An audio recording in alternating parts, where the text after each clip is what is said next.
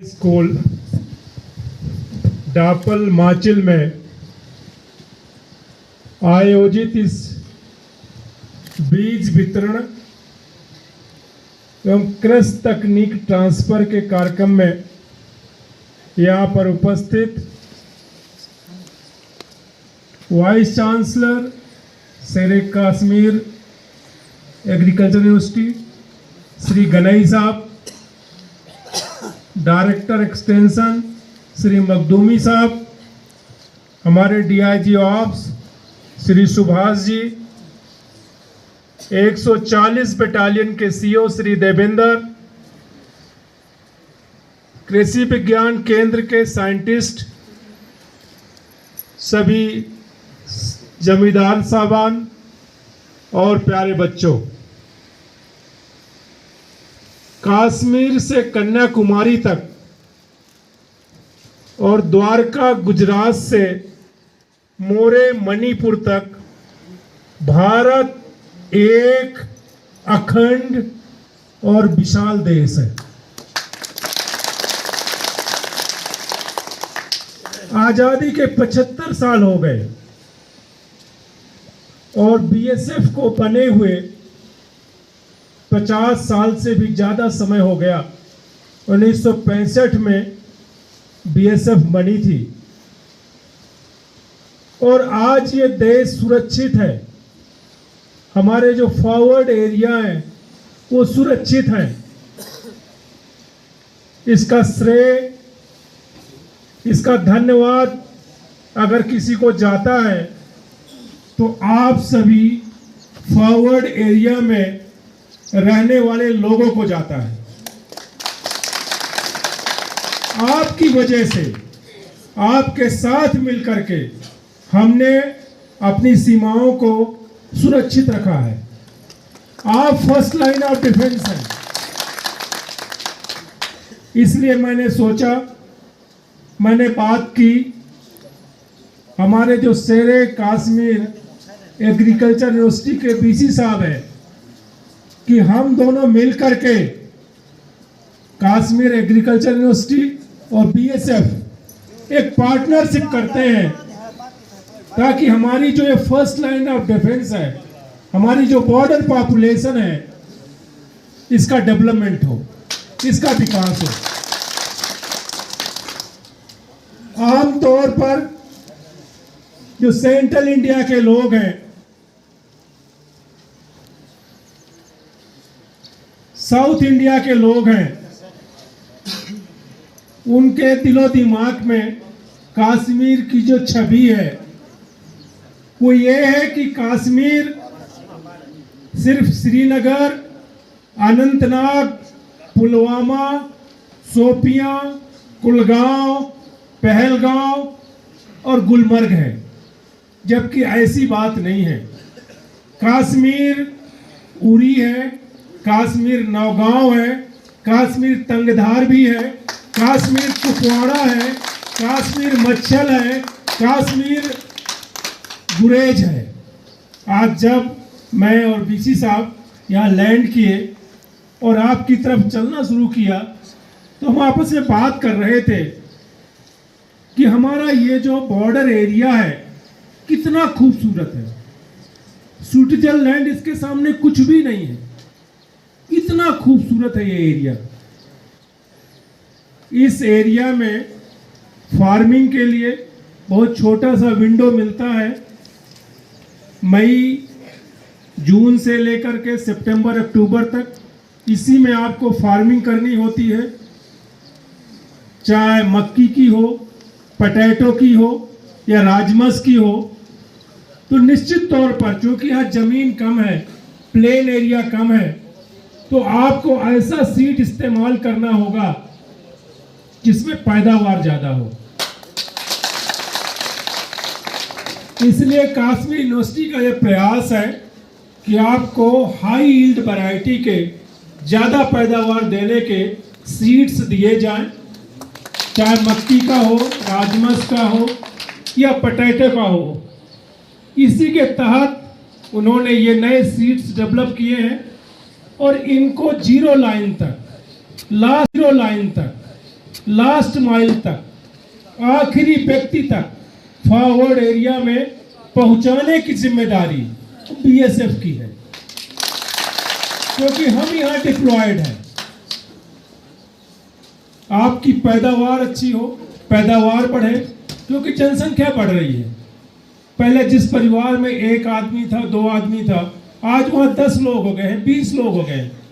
तो जब तक पैदावार नहीं बढ़ेगी तब तक परिवार का गुजारा, भरण पोषण, फिर अब नई नई जरूरतें आ गई हैं। एक समय था जब लोगों के पास मोबाइल नहीं था, टीवी नहीं थी, नए फैशन नहीं था। अब नए नए खर्चे जुड़ रहे हैं, तो निश्चित तौर पे आमदनी भी वैसी ही बढ़ना चाहिए। तो वीसी साहब सही कह रहे थे कि जो दूसरी चीजें हैं, जैसे यहाँ भेड़ू है, शीप है, उसमें भी अगर उसकी ब्रीड इंप्रूवमेंट की जाए। मैंने देखा श्रीनगर में एक कोई डच पर्सन है, वो हिमालयन चीज के नाम से बिजनेस कर रहा है। क्यों नहीं यहाँ पर इस पूरे हिमाचल सेक्टर में अगर भेड़ू की, सीप की ब्रीड को उन्नत कर दिया जाए और हिमाचल चीज के नाम से एक नई चीज लॉन्च की जाए और दिल्ली, बॉम्बे, इवन विदेशों में इस हिमाचल चीज को बेचा जाए। फिर यहाँ की जो हर्ब्स हैं, यहाँ की जो वाइल्ड हनी है, हाई एल्टीट्यूड हनी है, शहद है, मधु है, वो भी बहुत अच्छा बाहर बिजनेस कर सकते हैं। उसको एक्सप्लॉइट करने की जरूरत है, किसानों को प्रमोट करने की जरूरत है। अभी मैं पूछ रहा था आपके जो कृषि विज्ञान केंद्र के साइंटिस्ट हैं कि यहाँ फलदार पौधों में, ऑर्चर्ड में क्या होता है। मैं कल गया था तंगधार 2 दिन पहले, वहाँ पर मैंने देखा वॉलनट बहुत होते हैं। इन्होंने कहा मच्छल में, इधर हिमाचल सेक्टर में ज़्यादा ये ऑर्चर्ड, ये फलदार पौधे नहीं होते। वीसी साहब, मैं आपसे अनुरोध करूंगा कि एक ड्रैगन फ्रूट होता है, ड्रैगन फ्रूट बहुत न्यूट्रिशस होता है। हैदराबाद में एक डॉक्टर श्रीनिवास है, वो सबसे बड़े ग्रोवर हैं इसके ड्रैगन फ्रूट के। बेसिकली ये लैटिन अमेरिका का फल है, कैक्टस फैमिली का। बाद में इस समय वियतनाम पूरी दुनिया में सबसे बड़ा एक्सपोर्टर है।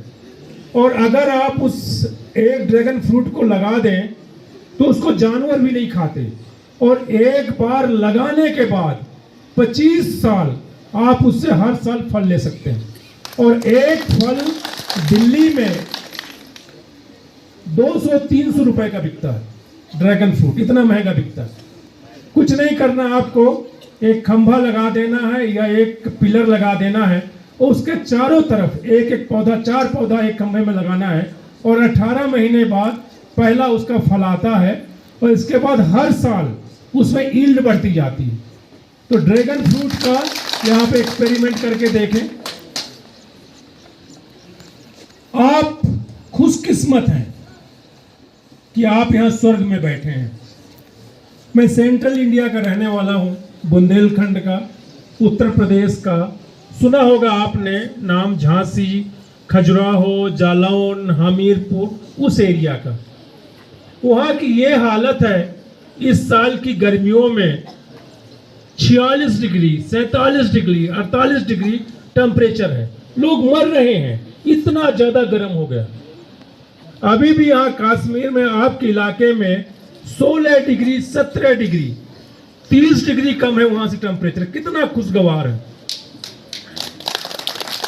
फिर पंजाब, उत्तर प्रदेश, मध्य प्रदेश, जहां प्लेन एरिया ज्यादा है, उन्होंने खेती तो अच्छी करी है, लेकिन उन्होंने मिट्टी खराब कर दिया है।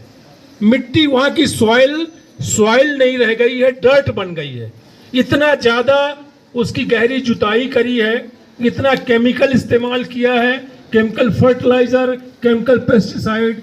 आजकल कैंसर हो रहे हैं वहां पे।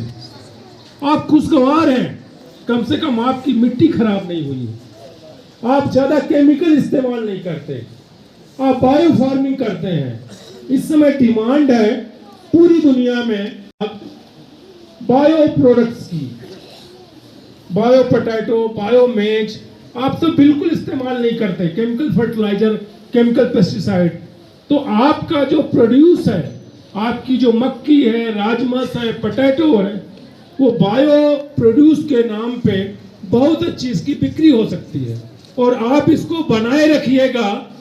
विकास की अंधाधुंध दौड़ में केमिकल फर्टिलाइजर इस्तेमाल करना, केमिकल पेस्टिसाइड इस्तेमाल करना, ये बहुत लंबे समय तक मानव जाति के लिए, मानव सभ्यता के लिए अच्छी बात नहीं है। आप बुंदेलखंड, ये जो एरिया है फॉरवर्ड एरिया, विकसित हो, यहाँ के लोग खुशहाल हो, और यहाँ की जो बच्चियां हैं, बच्चे हैं, अभी हमारे डीसी साहब बता रहे थे 12,000 युवा वर्ग है यहाँ पे माचल सेक्टर में। अभी मेरी वीसी साहब से बात हो रही थी, इन्होंने एक प्रोग्राम सोचा है कि इनके जो स्टूडेंट्स हैं एग्रीकल्चर यूनिवर्सिटी के, जो 2 साल 3 साल वाले हैं, सेकेंड ईयर थर्ड ईयर के, उनको ये फॉरवर्ड एरिया में, बॉर्डर एरिया में स्टडी के लिए, फील्ड स्टडी के लिए भेजना चाहते हैं। मैं डीसी साहब आपसे अनुरोध करूंगा कि चाहे केरन हो, मच्छल हो, गुरेज हो, इस तरह के जो स्कूल हैं, higher secondary school, high school, आपके जो स्टूडेंट्स हैं, लड़का लड़की, आकर के यहाँ रहें, इन स्कूलों में रहें, हम सुरक्षा देंगे। इवन हम वहाँ जहाँ आपके बच्चे रहेंगे, स्टूडेंट्स रहेंगे, हम जब तक वो रहेंगे, हमारा कुक आके उन्हें खाना बना के भी खिलाएगा। उन बच्चों का, उन सीनियर स्टूडेंट्स का, इन छोटे बच्चों का, इन बच्चियों से जब इंटरेक्शन होगा, इनके अंदर भी एक मोटिवेशन होगा कि हमें भी बड़े होकर के यूनिवर्सिटी में पढ़ने जाना है, डॉक्टर बनना है, प्रोफेसर बनना है, इंजीनियर बनना है। तो एक कनेक्ट बनेगा, एक इंस्पिरेशन मिलेगा। तो उन स्टूडेंट्स को आप इन स्कूलों में रहने के लिए बोले। ये कार्यक्रम जल्दी ही लॉन्च होने वाला है, हम इसको करेंगे। दूसरा, मैंने देखा ये जो समसाबारी रिज के आगे जो ये हमारे इनक्लेव बनते हैं, चाहे तंगधार बाउल हो, करना सेक्टर या माचिल हो, केरन हो या गुरेज हो, ये विंटर्स में, जाड़ों में 6 महीने के लिए कट ऑफ रहता है। 6 महीने यहाँ कुछ नहीं होता। तो यहाँ के लोगों को जो फ्रेश वेजिटेबल्स है, ताजी सब्जी खाने को नहीं मिलती। तो क्यों नहीं, अभी मेरी बात हो रही थी कृषि मंत्रालय दिल्ली में कि इन सेक्टर्स के लिए अगर बड़े बड़े पॉली हाउसेज दे दिए जाए, पॉली हाउसेज, तो इन पॉली हाउसेज के अंदर विंटर्स में भी वेजिटेबल्स होगी। और इस सीजन में आपको सब्जी लगाने के लिए जो पनीरी बनाना है, सीडलिंग बनाना है, उन पॉली हाउसेज में बना सकते हैं, यही बना सकते हैं, बाहर से पनीरी लाने की जरूरत नहीं है। तो वो भी यहाँ पॉली हाउस स्टैब्लिश करने के बारे में सोचा जा सकता है। तो ये सारी चीजें हैं जिसमें विचार करने की जरूरत है। बॉर्डर एरिया का डेवलपमेंट हमारी बीएसएफ की, गवर्नमेंट ऑफ इंडिया की प्राथमिकता है, इसीलिए कार्यक्रम रखा है। मैं आप सबसे अनुरोध करूंगा कि हमारी इस मुहिम में आगे आए। यहाँ के जो बच्चे हैं उनको भारत दर्शन के लिए बीएसएफ बाहर ले जाएगी। अभी मैं सीओ साहब से बात कर रहा था कि आप इन बच्चों को बाहर भेजें। ये जब बाहर जाएंगे, इंस्ट्रक्शन होगा, देखेंगे कि कितना आगे जा रही दुनिया। आज जो बच्चियां सुन रही हैं मेरे को, नए नए शब्द आ रहे हैं, IoT, इंटरनेट ऑफ थिंग्स। बेटा आपका जो फ्रिज है वो अगर इंटरनेट से कनेक्ट हो जाए तो आप श्रीनगर में बैठ के, दिल्ली में बैठ करके आप देख सकते हैं फ्रिज के अंदर क्या है और कब बंद करना है, कब खोलना है, कब ऑफ करना है, कब ऑन करना है। आर्टिफिशियल इंटेलिजेंस का एज है, ये मेटावर्स का एज है। तो आप जब बाहर जाएंगे, इंटरेक्ट करेंगे, तो आपका होराइजन ब्रॉड होगा, नई चीज सीखने समझने को मिलेगी। और तो आपको भी लगेगा कि आप जरूर इन खूबसूरत वादियों में रहते हैं, लेकिन हमारा देश कितना बड़ा है, कितना विशाल है, कितना खूबसूरत है। यहाँ राजस्थान के डेजर्ट भी हैं, गुजरात का कच्छ भी है, नॉर्थ ईस्ट है, वेस्टर्न घाट, ईस्टर्न घाट है, खूबसूरत केरला है। जब आप बाहर निकलोगे तब आपको पता चलेगा।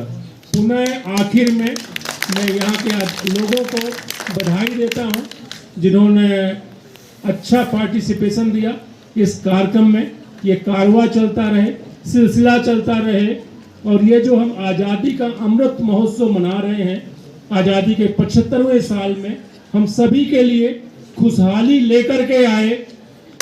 कश्मीर से कन्याकुमारी तक भारत एक और अखंड है।